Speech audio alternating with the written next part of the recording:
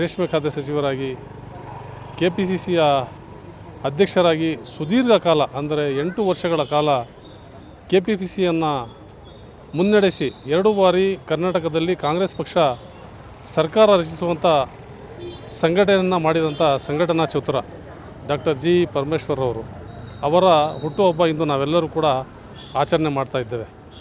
ಬಹುಶಃ 75ನೇ ಹುಟ್ಟುಹಬ್ಬ ನಾವು ಆಚರಣೆ ಮಾಡಬೇಕಾಯಿತು.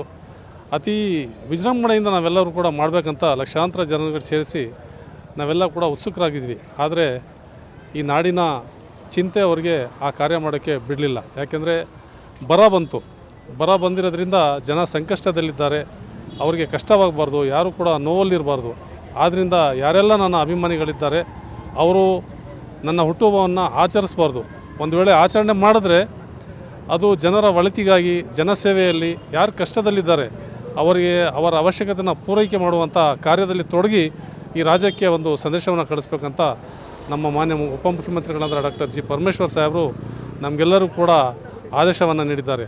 ಅಂತಹ ಒಬ್ಬ ಜನರ ಪರ ಜನಯೋಜನೆಗಳನ್ನು ರೂಪಿಸುವಂಥ ರಾಜಕಾರಣಿ ಈ ತುಮಕೂರಿನಲ್ಲಿ ಪಡೆದಿರೋದು ನಮ್ಮೆಲ್ಲರ ಹೆಮ್ಮೆ. ಯಾಕೆಂದರೆ ಅದು ತುಮಕೂರು ವಿಶ್ವವಿದ್ಯಾನಿಲಯ ತಂದಿರೋದಾಗಿರ್ಬೋದು, ಅಥವಾ ಅಂತಾರಾಷ್ಟ್ರೀಯ ಕ್ರಿಕೆಟ್ ಕ್ರೀಡಾಂಗಣವನ್ನು ತಂದಿರೋದಾಗಿರ್ಬೋದು, ಅಥವಾ ಈ ನಗರದಲ್ಲಿ ಅನೇಕ ಕಾರ್ಯಕ್ರಮಗಳು, ಅಭಿವೃದ್ಧಿ ಕಾರ್ಯಕ್ರಮಗಳನ್ನು ತಂದಂಥ ಧೀಮಂತ ನಾಯಕರು.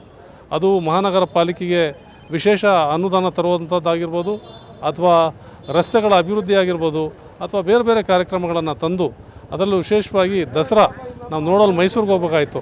ಎರಡನೇದಾಗಿ ಕೂರ್ಗಲ್ಲಿ ನಡೀತಿತ್ತು. ಆದರೆ ಅದಕ್ಕೂ ಮೀರಿಸುವಂಥ ರೀತಿಯಲ್ಲಿ ತುಮಕೂರಿನಲ್ಲಿ ದಸರಾವನ್ನು ಆಚರಣೆ ಮಾಡುವಂಥ ಒಂದು ವ್ಯವಸ್ಥೆಯನ್ನು ಕಲ್ಪಿಸಿಕೊಟ್ಟಂಥರು.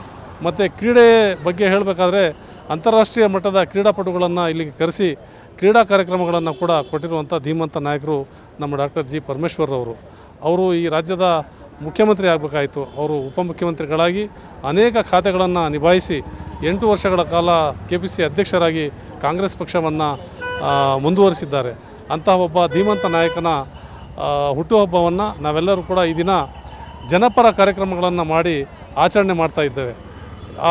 ಈ ಹುಟ್ಟುಹಬ್ಬವು ಅವರಿಗೆ ಇನ್ನೂ ಹೆಚ್ಚಿನ ಆಯಸ್ಸನ್ನು ಕೊಡಲಿ, ಆಯುರಾರೋಗ್ಯ ಕೊಡಲಿ, ಇನ್ನೂ ಹೆಚ್ಚಿನ ಉನ್ನತ ಸ್ಥಾನ ಕೊಡಲಿ, ಮತ್ತು ಈ ನಾಡು ಮತ್ತು ದೇಶದ ಹಿತಾಸಕ್ತಿಯಲ್ಲಿ ಅವರು ಇನ್ನೂ ಹೆಚ್ಚಿನ ದುಡಿಯುವಂತಾಗೋಕ್ಕೆ ದೇವರು ಅವರಿಗೆ ಶಕ್ತಿಯನ್ನು ಬರೆಸಲಿ ಅಂತ ಆ ದೇವರಲ್ಲಿ ಪ್ರಾರ್ಥನೆ ಮಾಡ್ಕೊಳ್ತೇನೆ. ನಮಸ್ಕಾರ.